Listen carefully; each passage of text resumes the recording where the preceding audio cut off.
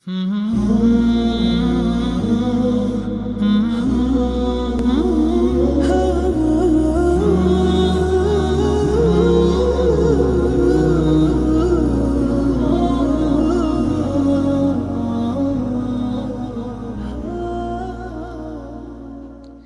الله، الحمد لله، والصلاة والسلام على رسول الله وعلى آله وأصحابه ومن اهتدى بهداه. أما بعد، إن شاء الله تعالى أما دەست بە کتاب الطهارة دەکەین. طهارة يعني پاچێتی. علماء رحمهم الله تعالى بأن قصد بمبست طهارەیان لە پێشێدا داناوە. چونکە هەموو لایەنیشی و ئیسلامەتیە سەرەتاکەی بە پاکبوونەوە لە پیسی دەست پێ دەکەن. چ عەقیدە سەرەتا دەوڵی لا ئیلاهە، هیچ خوای نییە بە حەق بپەرسترێت جارێ، ئەنجا إلا الله. سەرەتا فمن يكفر بالطاغوت ويؤمن بالله ئەنجا. وللعاني تزكية وتحلية هەروە، بەڵام التخلية قبل التحلية. خۆداڕنین لە خەسڵەتە ناشرین و پیسەکانی دڵ و دەروون ئەولاترە لە خۆڕازانەوە بە خەسڵەت و سیفەتە جوانەکان. و لە فقهیش هەروە لە پێشێدا دەبێت خۆت لە چڵک و لە پیسی پاک بکەیت. و لە مەزهەبی ئێمەدا کۆتایی فقه بە عیتق دێ، کتابی عیتق ئازادکردنی کۆیلە، ئەوەش بە ئەنقەس دانراوە لێ. هاتاوەکو بزانی ئەوەی تا ئێرە خوێندت تەطبیقی بکەی لە ژیان، لە دنیادا نەجاتت دەبێت لە هەموو کۆیلایەتیەک بەس بەندەی خوا دەبی سبحانه وتعالى. و لە قیامەتیش ئازاد دەبی لە ئاگر لە سزای خوا سبحانه وتعالى. ئەنجا ئێمە وەکو عەرزم کردن شەرحێکی مختصر دەکەین إن شاء الله. نایڵێن کتاب ئەسڵی مەصدەرە بە معنای مەفعول دێ، وأصل مادەی کاف و تا و بائیش يعني جمع، ومنه كتيبة الجيش، پارچە و قطعەیەکە لە جەیش چکۆ بەسەر یەکدا کۆبوونەتەوە. جمعی کەتیبەش کەتائبە، نابغة ضل إذا ما غزوا بالجيش حلق فوقهم كتائب طير تهتدي عصائب طير تهتدي بعصائب. لا بيت واسي كتيبة جيش بس يعني إذا خاض في بحر التفكر خاطري على درة من معضلات المطالب حقرت ملوك الأرض في نيل ما حووا ونلت المنى بالكتب لا بالكتائب. فردوی أصلا لبین ما نچێتەوە بۆ چه هاتبووین؟ بۆ فقه هاتبووین. نابێ علم نییە، ڕێی علم نییە بەڕێزان. لانی کەم بۆ مستەوای ئێمە نابێت. من توانای ئەوەم نییە و جۆگرانیش جارێ کاتی ئەوەیان نهاتوو. کتاب الطهارة کتابی پاچێتی. کتاب چەند فەصلێکی تێدایە. ئەنجا طهارە بەگشتی دوو جۆرە بەڕێزان. حەدەث یانی بێدەستنوێژی لەگەڵ نەجەس یانی پیسی. حدث وصفة بەسەر ئینساندا دەبڕێ، بڵێن فلان بێدەستنوێژە. خۆ بێدەستنوێژی فی و دیار نییە، ئەوە دەستەوە، بەڵام ئەندامەکانی بێدەستنوێژن، ناتوانێت نوێژیان پێوە بکە. بەڵام نەجەس پیسی بەڕێزان مادەیە، وەکو میس، وەکو پیسایی، وەکو خوێن، وەکو غەیری ئەوە. کەوابوو ئێمە لە طەهارەدا دوو شت دەخوێنین. چۆن بێدەستنوێژی چییە؟ حەدەث چییە؟ و جۆرەکانی چین و چۆن لادەبرێ؟ و نەجەس چییە؟ پیسی چییە؟ جۆرەکانی چین؟ چۆن پاک دەکرێتەوە؟ باش. ئێستا لەبەر هەم بێدەستنوێژی هەم پیسیش لە ئەسڵا بە چی لادەبرێ؟ بە ئاو. پێویستە جۆرەکانی ئاو بزانین و ئەو ئاوانەی کە پیسیان پێ پاک دەکرێتەوە بێدەستنوێژیان پێ لادەبرێ دەبێ بیزانین. ورحمه الله دەفەرمێ فصل المياه التي يجوز بها التطهير 7 مياه. أو آواني كباكرنوا بيان جائزة، سلابرني بيدەستنوێژی بێ، چ جلشۆرین بێ، هەرچی بێ، 7 ئاون. ئەمەی ئێرە زۆر مهم نییە. 4 جۆرەکەی دوایی گرنگە. وێ بەعزێک لە شەڕاح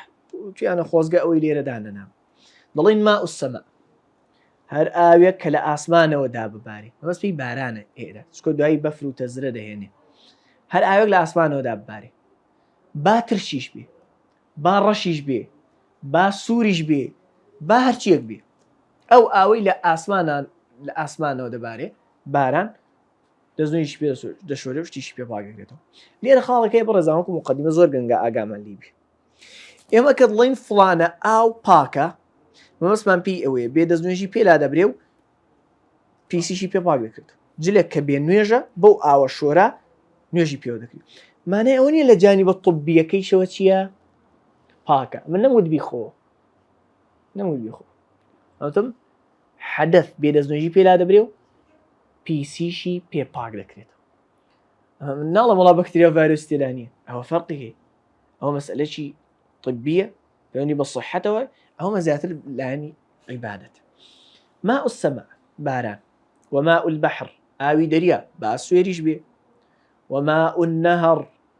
ئاوی ڕووبار وماء البئر ئاوی بیر وماء العين ئاوی کانی سەرچاوە کە بچووکترە لە ڕووبار وماء الثلج ئاوی بەفر کە دەتوێنرێتەوە وماء البرد ئاوی تەزرە انجا ثم المياه على أربعة أقسام أو قرين هرشي أو هيا يقلو چوار جوري يكميان طاهر مطهر غير مكروه طاهرة لخويدا باكا مطهريشة توانايشت باك النوشيه بيدزنجيش لا دباو بيسيش باك دكاتو جاء أو دو وصف جاري كودا كانوا ضلان طهورة وديان طهورة يعني باكو باك كروي طاهرة مطهرة بكارهناني شي مكروه نية مكارهناني نابسن نية أوتشيا وهو الماء المطلق أما آوي الرهاية آوى ببي قيدي ديك هر آوي آوى كقلت أنا وتشيا آوى خلاص قراونية قراو ماستاونية قلاونية شكراونية لا آوى مجرد آوى طبعا قيدي ديكي لازمي بيونية قيدي كلي نكريته ثم الله أو آوي بيرة خو هنا آوى أخيرا آوى خلاص آوي بيرة آوي كانية آوى طاهر ومطهرش باكا وباكروش وهو الماء المطلق آوي الرهاية آوي بقيدة قراو شكراو قلاوني دو وطاهر مطهر مكروه باكو باكروشة باكشة باكروشة بلان مكروه بكارهناني ناپسنده اگر غيري او دسكوت باش نية او بكار بيني او يانتيا وهو الماء المشمس مشمس للشمسوات ولا خور آوي مشمس برزان آويك ك لولاتي قرم لورزي قرما لبر قرماي خور لناو قاپێک منجەڵێک ئینائێکدا گەرم بووە کە بە چەکوچ ئیشی تێدا دەکرێت وەکو ئاسن وەکو مس وەکو فافۆن وەکو غەیری ئەوە لەبەر فوقەها ڕەحمەتی خوا لێ بگوتویانە ئەمانە کە لەبەر گەرما داخ دەبن لەبەر گەرمای خۆر هەندێک شتێ لە جەوهەرەکەیان جیا دەبێتەوە تێکەڵی ئاوەکە دەبێت بۆ سەحەت باش نییە بۆ لاشە باش نییە بۆ لاشە کەوابوو بۆ قەیدانە چی بوو جارێ لە وڵاتێکی گەرم چۆن هەندێک وڵاتێ لە چلێ هاوینی خۆ پلەی گەروی ناگاتە سی ئەوە نا ئەوەی کە هاویان دەیکوڵێنێ پەنجای لای خۆمان ئەوە چی دیکە لەبەر گەرمایی خۆر لە وەرزی گەرمان نە لە زستان لەبەر زستانە لەبەر خۆری گەرمی مشکل نییە چکە خۆری زستانە هەندە بەتین نییە سێ لەبەر خۆر نەوەکو بۆیلەر بە وزەی کارەبا گەرم بووە نە بە ئاگر گەرم کابێ و مشکلی نییە بەر خۆر گەرم بوو بێ لە قاپێکیشدا بێکە بە چەکوس ئیشدا بکرێ ینی لە ناو تەختەنا تەختە مشکلێت تەختە چەکوس ئیشتیدا ناکەونێ قڕ ئەوانە مشکلی نییە ئەو ئاوە حکمەکەی چییە بەکارهێنانی لە لاشەدا بە گەرمی مەکرووە کارنانی لە لاشەدا یعنی جلی پێدەشوی قەی ناکە قای پێشوی قەی ناکە یعنی سشتێ قەی ناکە بەڵام بەکارنانی لە لاشەدا بە گەرمی لە حاڵەتی گەرمی ساردیش بێتەوە قەینە مەکرووها حەڵامیش نییە کەوابوو طاهری مطهرە یەکی هاتووە دڵەوەی ماوەسە دەستنوێژم بۆ ئاوە شۆرتە دەستنوێژەکەت دروستە هیچ مشکلی تێدا نییە بەڵام ئەگەر غەیری ئەوە دەستکەوت جارێکی کە بەوە دەستنوێژ مەش سێمیان وطاهر غەیر مطهر پاکە پیس نییە یعنی بەرجلکە بێ نوێژی ناکە بەڵام مطهر نییە پاککەرەوە نییە یعنی دەستنوێژی پێ ناشۆردرێ وهو ئەوە چییە دوو شتە ئەوەیە یەکەمیان الماء المستعمل ئاوێکی بەکارهێنراوە لە فەرزێکدا تەشتێک ئاو هەیە یەکێک دەستنوێژێکی واجبی پێشۆردووە دەستنوێژی واجب یعنی چی یعنی دەستنوێژی نەبووە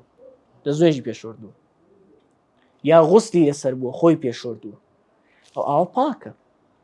خۆ لاشەی ئەو پیس نییە بێنوێ پڕیشی ئاوت پێ بکەی خۆ پیس نابێت مسلمان بەتەنیشتەوە دەستنوێژ دەشوا پڕیشی ئاوەکەی پێ بکەی هیچ مشکلی نییە پیس نییە و ئاو پاکە بەڵام ئەتۆش ناتوانانی دیسان چی دەستنوێژی پێیان بگری ئەوە ئاوی بەکارهێنراوە لە فەرزێکدا ئەگەر لە سونەتێکدا بوونە کابرا دەستنوێژی هەیە خۆی بەس دەستنوێژ نوێ دەکاتەوە حەزێ دەستنوێژ نوێ بکاتەوە ئێوە سونەتەوە نییە حەزێ دەستنوێژ نوێ بکاتەوە نا ئەو ئاوە نابێتە مستعمل هیچ مشکلی نییە هەر پاک و پاکەرەوە بەڵام ئاوێک جارێک لە فەرزێکدا بەکارهێنرا بێ هەرچەند لە خودی خۆیدا پاکە بەڵام مطهر نییە پاک ناکاتەوە دەستنوێژی پێ هەڵناچێت جۆری دووەم لەم سێمە یعنی هەر پاکە و پاکەرەوە نییە والمتغير ئاوێکە گۆڕاوە وەصفی ئاوێتی لە دەستداوە هیچ کە ئاو نییە بما خالطه بەوەی تێکەڵی بووە من الطاهرات لە شتە پاکەکان ئاومان هێناوە کوڵاندوومە دەرمان چامان تێکردووە بووە بە چا ئێستا ئاو نەماوە تەواو گۆڕا تامیابوون ڕەنجی گۆڕا بە جۆری هیچ کە پێی ناڵێن ئاو پاکە چا پاکەوە نییە بەڵام دەستنوێژ بە چا دەشۆردرێ خۆ بە ئاو بە چا دەشۆردرێ نا طەبعاً پاک ناکاتەوە شەربەت تۆزمان تێکردووە یا جیراوەی شەربەتەکەمان تێکردووە ماستان تێکردووە ئیلا ئەخیر پاکن هەموو ئەوان کەفاو دیتۆڵ ئەگە بڵین ئاوە مەسەلەن شلەیەکە پاکە بەڵام پاکەرەوە نییە دیسان وتمان مستان پاکەرەوەی شەرعیە دکتۆری نێڵ های پاکەرەوە نیانی چی بابە معقیمە بەس دەستنوێژ یەکێ دەستنوێژی نەبێ بە دیتۆڵ دەستنوێژی بەوە ناگیرێ باشە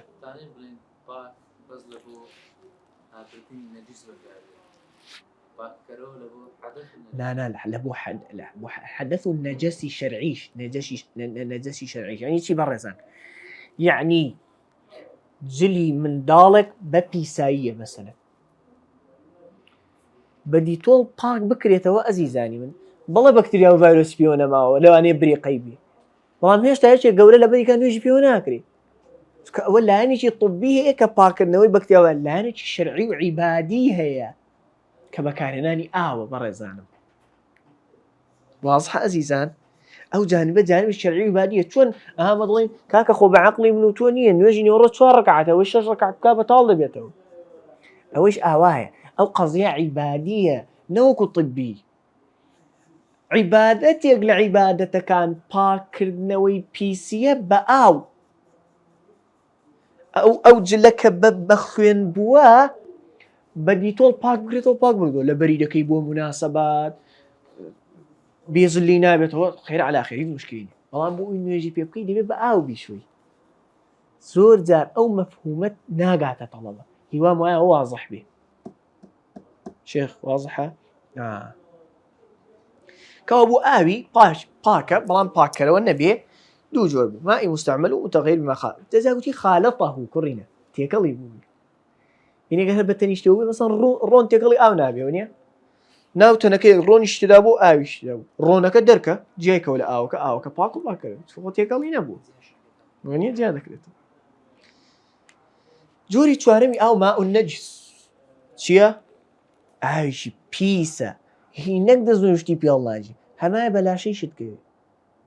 دبي بيشوي لا شد شيء برجل كوي بيسي دكا أو بيس وهو أو آويركا كحلت فيه نجاسة بيسيشي تيكوتوا وهو دون القلتين لك أعتقد قلتين كم ترى قلتين بحسابي لتر دو صد لتر يعني برميلك أو يا برميلك أو ككم تربو بيسيشي تيكوت ميزي تيكوت خيني تيكوت ئاژەڵ شتێدا مردار بوویەوە ئەوە نەبێکە دوایی باسی دەکەین ئەو پیس دەبی یان ئەو کانە قولەتەینی يا قلتين بو يا زياتر بو فتغير بتيكوتني أو شتا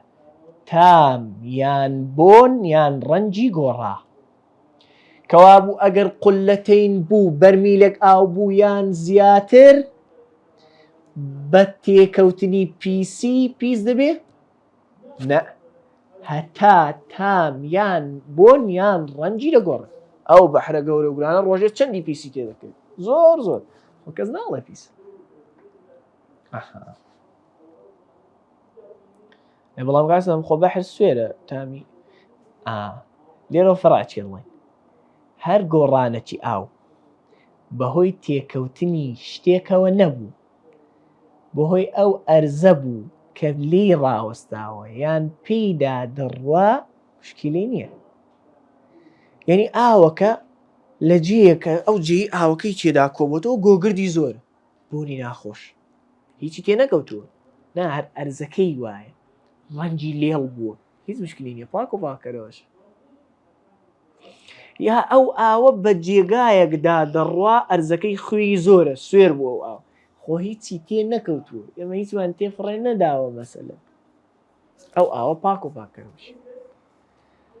بۆیە ئەمە گوتمان حەلە فیهی نەجاسەتون پیسێکی تێکەوتووە گۆڕی بێتی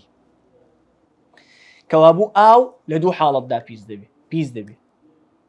لە قولەتین کەمتر بێ و پیسی تێ بکەوێ بگۆڕێ یان نەگۆڕێ کە لە قولەتین کەم بێ و پیس تێکەوت پیس دەبێت یان قولەتین یا لە قولەتین زیاتر بێ پیسی تێکەوێ و تام یان بۆن یان ڕەنجیشی بگۆڕێ باشە ئەجا شتێکی هەیە لێرە بۆ تامی باس بکەم پیسێک کە چاو نەیبینێ شەرع عەفوی کرد تەکلیفمان لێ ناکاپی یعنی منداڵیش تۆزە عەجوول و عەجیب و غەریب دێ لە نزیکتەوە بە تەنیشتەوە میز دەکە دڵنێ بە تەنیشت بۆ میزی کرد بەخوای بەشیوە پڕیشتی میزەکەم هەر پێکەوتووە بەس نایزانم بە کوێم کەوتووە وەڵامی نایزانم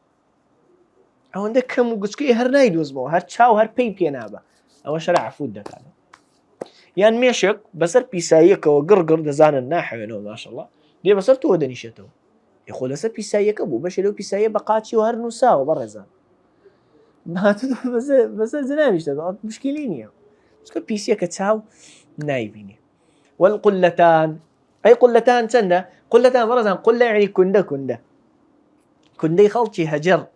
هەجەر منطقەیەکە لە بیلادی عەرەب قولە کوندێ دوو کوندەی ئەوان ئاو بگاتە دوو کوندەی ئەوان بەرمیلێک ئاو دەکا 500 رطل بغدادي تقريبا في الأصح 500 رطل بغداية رطل أو أبو قن مشتيان بي أو رطلك دو سي عوا ناتنكني سكتة سترة جامع يعني ظلان رطل بغداد تقريبا 400 جرام بو يعني تقريبا 400 جرام يجي قرتو تقريبا أو تقريبية يعني الشرنية دقيق لبرو دي بينن أمو قدام 200 لتر لا أنا كتبش بينن 190 لتر لاني بيبينن 192 لتر لواني غير واش بيبينن برزان او رقمانه احتياطي تداور جراوه يعني سلامتي توزق زور مال لدا وقينا دينا كمان سلامه تردبي تقريبا نزيك مالكروتو في الاصح لقول الدروس تردا دقاو دق او اندنيه او تقريبا او نزيه ويقول تقريبا في الاصح لقول الدروس كذا او تقريبا واضح برزان مشكلة مانية دو صد لتر ما في حساب باش فصل انجا توزي هەندێشتی پیس دەژمێرین لەگەڵ ڕێگاکانی پاکردنەوە. ئێستا دەبێ بزانن بەڕێزان مەیتە مردارەوە بوو پیسە. لە چەند دەستمان مەدرسەکە کرد شێخ ئەحمەد بزانی؟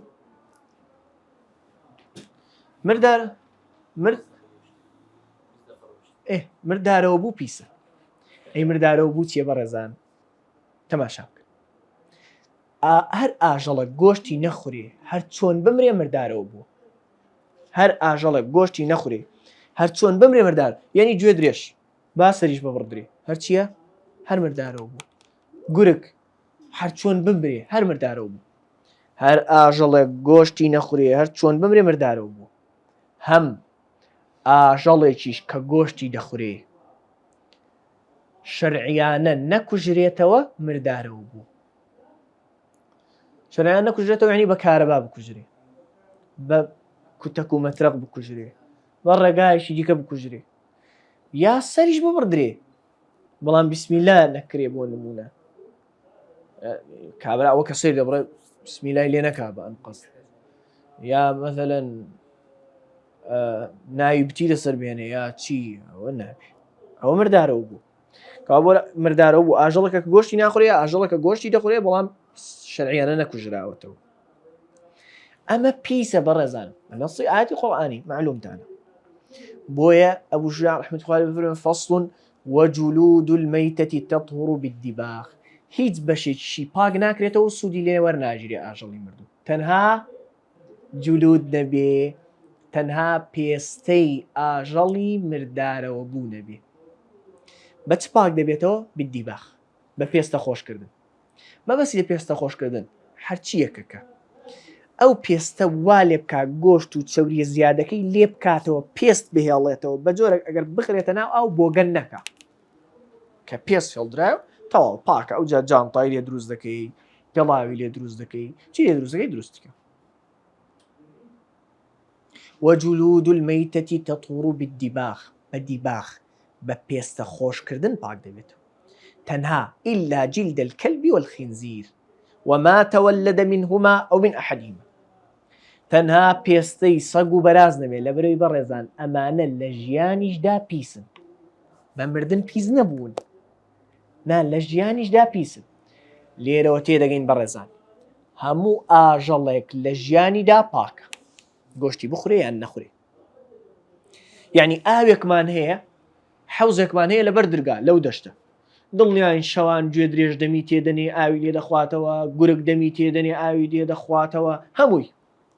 هیچی پیس ناکە. لەو حەوزە دەستنوێژ دەشۆرێت، طەبیعیە، ئەوش طەبیعی. بەڵام سەگ و بەراز نا، سەگ و بەراز لە ژیانیشدا پیس، لەبەرەوە هیچ شتێکیان لێ پاک ناکرێتەوە. وما تولد منهما، ئەوەی لە نێوان ئەو دۆش لەدایک بێ، یعنی مەسەلەن داچی سەگ بێ و بابی بەراز بێ، هەشتێک لەو بابەتە، ئەو من ئەحەدیهما، یا یەکیان مشارەکەی هەبێ لەو ئاژەڵەدا، مەسەلەن بابی گورگە و داچی سەگە، مەسەلەن هەر ڕەجیشی یەک لەو دوانەی تێدا بێ، ئەو ئاژەڵە هەمان حکمی ئەوانی هەیە. ئەنجا وعظم الميتة وشعرها نجس إلا الآدمي. هەموو مردار بوویەکەوە کە بە شەرعیانە، یعنی گوتمان مردارتان زانی پێویست ناگەری سەمی ناسین. ئێسچی عەظمی شەعریشی مووی مردارە بوو هەمووی پیسە، پاچیش ناکرێتەوە. إلا الآدمي، چ نەبێ بەڕێزان؟ مرۆڤ نەبێ، ئادەمی خوا ڕێزێنا، بۆیە بە مردوویی پاکە. مووی نازانم مەثەلەن کابرا مردوو دەشوە هەست دەکا بۆ نمونە لە دوای ئەوە کە مردووەکەی شوێرد نوێژی عەسری کرد، ئەڵڵاهو ئەکبەر، لە دوای نوێژەکە وەڵڵا هەندێک لە مووەکانی ئەو مردووە کە شوێردم سوبحانەڵڵا لاشەی جیابوتەوە لەسەر جلەکانم بووە، پاکە ئەو بوو. نوێژەکەش مشکلی تانی هەرچەند طبعاً دوایش دەیخوێن ئینشاءڵڵا سوننە دوایە هەرچی لە مردوو دەبێتەوە بۆی بخرێتەوە ناو کفنەکە، پێستە مووە هەرچیە ئەو لاترەوە بۆی بخرێتەوە ناو کفنەکە. بەستم لەو حاڵەتە ڕوویدا ئادەمی پاک لە ژیانیشیدا لە دوای مردنیشی. ئەنجا ئەی ئاژەڵێک کە گۆشتی دەخورێ، ئاژەڵێک کە گۆشتی دەخورێت لە ژیاندا هەرچی لێ بکرێتەوە پاک. ئێستا مەڕ گۆشتی دەخورێەوە نییە، خوریەکەی لێ دەکەنەوە وەنیە، بزن مووەکەی لێ دەکەنەوە دەخورێ، گۆشتی دەخورێ، مادام گۆشتی دەخورێ هەرچی لێ بکرێتەوە لە ژیانیدا پاکە. لە دوای کوژراوەیش مردارەوە بوو ناموتمان مردارەوە بوو موو ئەوانەی پیسەوە نیە، بەڵام ئاژەڵێک کە گۆشتی دەخورێ لە ژیانیدا هەرچی لێ بکرێتەوە پاکە لە خوری، لە موو، لە هەرچیەک، لە دوای سەربڕینیشی بە شەرعیانە هەر ئەو شتانەی بە پاچی دەمێننەوە. وازح برایان شتێمان نییە کە گۆشتی بخورێ هەروە طبعاً پیسە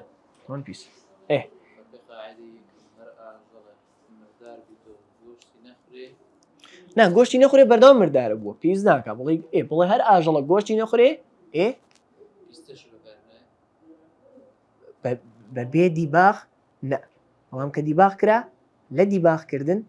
باسی گۆشت خوران و گۆشت نەخورانمان نەکرد وایە شێخ ئەمە پێناسی مردارمان کرد گوتمان مردار هەرچیەکە کە گۆشتی نەخورێ و بە هەر نەوعک بمری یا گۆشتی بخورێ و شەرعیانە سەر نەبڕێ ئەوە مووی مردار هەموو ئەو مردارانە جگە لە ئیلا الکەلب والخنزیر پێستەکان ڕاگەکرێتەوە بە دیباغ باشە فصل انجا ولا يجوز جواب زمزور كاتب استعارة ندبي ولا يجوز استعمال أواني الذهب والفضة مناسبة هو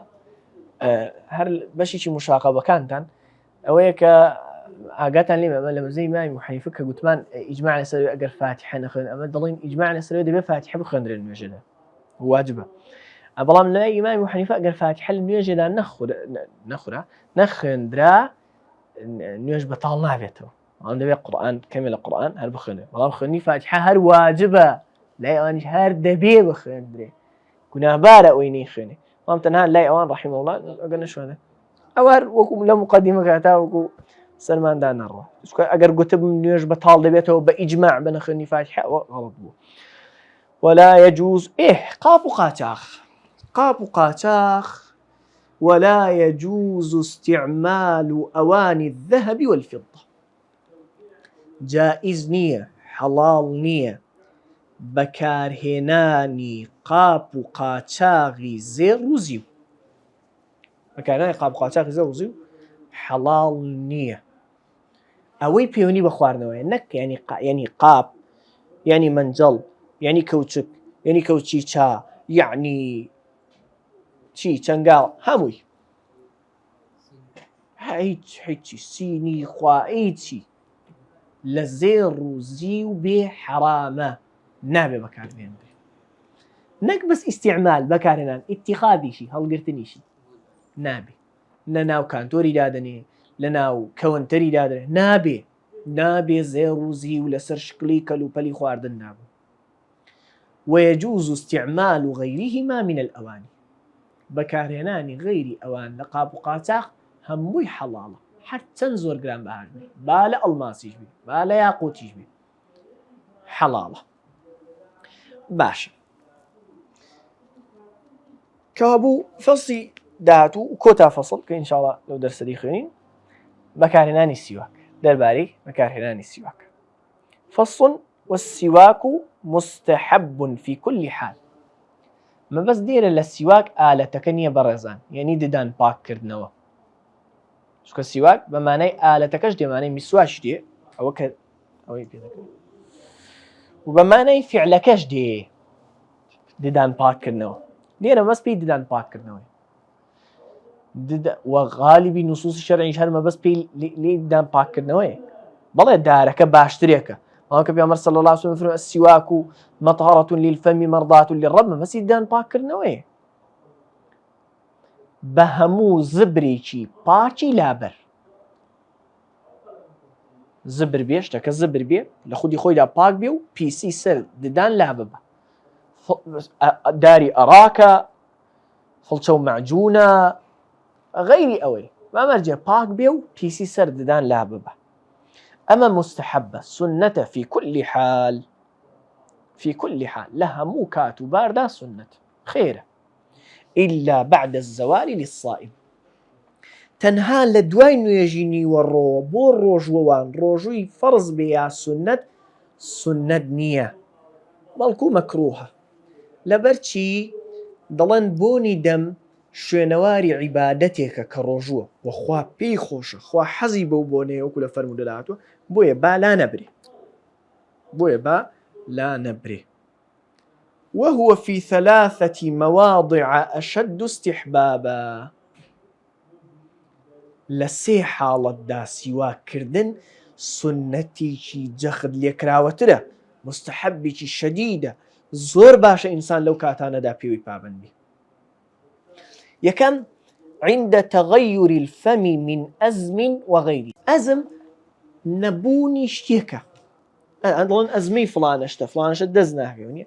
زاد شيء لأزم ما بس ليرن نەبوونی خواردن مێنی خواردن نەخوا یا بەسی پێی قسە نەکردن بێت کۆل هەردوو باردا بۆنی دەم دەگۆڕێ ئینسان مدەی زۆر هیچ قسە نەکە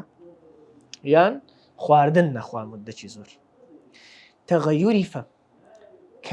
کە بۆنی دەمی گۆڕا بەهۆی ئەزم بێ بەهۆی قسە نەکردن و نەخواردنەوە بێ یا غەیری ئەو وەکو خواردنێکە بۆنی ناخۆشە وەکو سیر و پیاز مەسەلەن. دوو وعند القيام من النوم کاتی لە خەو هەڵسان یەکەم ئیش سیواک بکە وعند القيام إلى الصلاة کاتی هەڵسان بۆ نوێش یعنی پێش نوێشکردن و چەند کاتی دیکەش هەیە کە بەتایبەت جەختی لێکراوەتەوە وەکو پێش دەست نوێش و پێش قورئان خوێندن و دوای هاتنەوە ماڵ و کاتی غەیری ئەوەش. ئینجا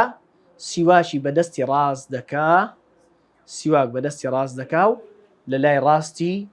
دەمیشیەوە دەست پێ دەکا و عەرضەن سیواک دەکا ئاوا نەوەکو ئاوا وەینەما بە عەرضەن سیواک دەکا و ئەبەڵێ لە ڕاستەوە دەڕوا بۆ چەپ و مەڵاشوەکانیشی هەروە و زمانیشی و کەڕاسی ئەوەکانیشی بەڵێ زمانیشی و ئاگای لە کورسی خرێکانیش دەبێت ددانە پانەکانی دواوەیشی پاگرکاتەوە. والله المستعان. سبحانك اللهم وبحمدك أشهد أن لا إله إلا أنت أستغفرك وأتوب إليك.